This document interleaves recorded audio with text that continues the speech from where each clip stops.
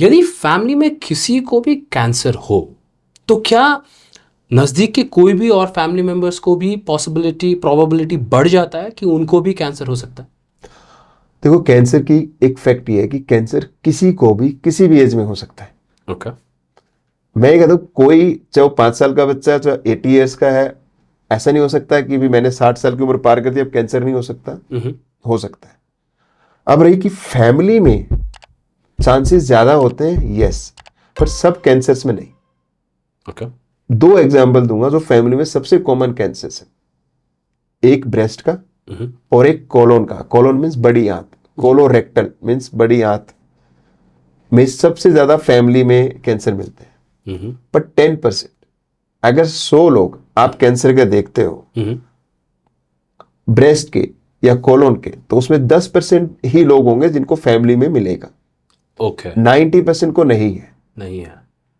अब जो फैमिली वाले लोग हैं, अब एक फैमिली मेंबर को डिटेक्ट हुआ, हम उनकी कुछ जेनेटिक टेस्ट करते हैं जी।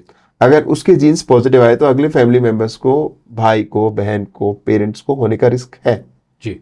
तो उनको हम स्क्रीन कर सकते हैं। इससे पहले हो, उससे पहले हम उनका ट्रीटमेंट करते हैं। ओके। उसको हम कहते हैं प्रोफाइलेक्टिक सर्जरी, कि पहले ही कर दिया कैंसर होने से पहले। ओके। तो ये कैंसर के रिस्क को 80-90% कम कर देता है। सर ये डिटेक्ट कैसे करेंगे आप? सो मान लो एक पेशेंट आपके पास आता है जिसको कोलोन कैंसर है, जी। ओके। और कोलोन कैंसर उसको कम उम्र में हुआ, वाले 30 साल की उम्र में, 40 साल की उम्र में। नॉर्मली कोलोन कैंसर हम 60 साल के बाद एक्सपेक्ट करते हैं। ओके। 30 साल पे होता, आप सोचोगे यार फैमिली में कुछ जेनेटिक म्यूटेशन मीन्स जीन्स में कुछ चेंजेस तो नहीं है। आप फिर उनके ट्यूमर टिश्यू से वो जेनेटिक म्यूटेशन चेक करते हो। ओके। चेक किया, अगर उसमें वो म्यूटेशन आई, जो जीन में चेंज आया, तो जो बाकी फैमिली मेंबर्स हैं उनके ब्लड टेस्ट करोगे। ओके।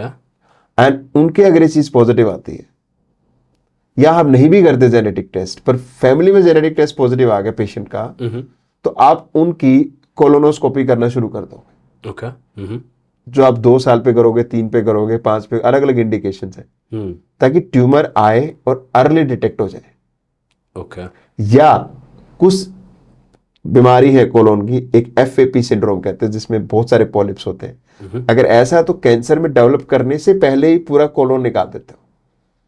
सर्जिकली सब कुछ रिमूव ही कर देते हैं। हाँ, आप पूरा कोलोन निकाल देते हो, क्योंकि वो अगर जीन आपकी फैमिली में आ गया तो 100% आपको, उस मेंबर को कैंसर होगा ही होगा। ओके। तो ये कुछ जेनेटिक टेस्ट है। इसलिए आज के टाइम में कैंसर में खाली सर्जरी नहीं है, कीमो नहीं है, रेडिएशन नहीं है, जी हाँ। जेनेटिक काउंसलिंग बहुत जरूरी है। ओके। तो आज के टाइम में अगर आपकी टीम में जेनेटिक काउंसलर नहीं है तो आपकी टीम इनकम्प्लीट है। जेनेटिक काउंसलर मतलब किसी के परिवार में किसी को कैंसर होता है तो जेनेटिक काउंसलिंग के द्वारा उनका टेस्ट करके दूसरे फैमिली मेंबर्स को भी चेक करना पड़ता है कि क्या उनको भी कैंसर है या नहीं है। जी, मान लो आपकी फैमिली में आज एक पेशेंट को कैंसर हुआ, जी, थोड़े दिन बाद दूसरे पेशेंट को भी होता है, जी, 3 साल में या 2 साल में। फिर आपको उनकी फैमिली को एनालाइज करते हैं, उनके फिर हम जेनेटिक टेस्ट करते हैं। वो जेनेटिक काउंसलर का काम है। जी। फिर जेनेटिक काउंसलर आपको बताओगा भी इन फैमिली मेंबर्स में ये कैंसर होने का फ्यूचर में रिस्क है, तो आप ये चेकअप रेगुलरली कराओ। ओके। तो आप उस फैमिली को अलर्ट कर देते हो कि भी आपको टेस्ट कराने हैं, ताकि डिटेक्ट हो जल्दी, ताकि आप उसको क्योर रेट ज्यादा दे पाओ। नहीं तो नॉर्मली ये जो अंदर वाले कैंसर्स है ना, जी, लीवर का, गोल ब्लैडर का, इंटेस्टाइन का, ये आपको लेट पता लगता है, हमेशा 2 सिम्टम्स लेट आते हैं। ओके। डाक्टर साहब नेपाल, स्वास्थ्य पहुँच समयमा सबैमा।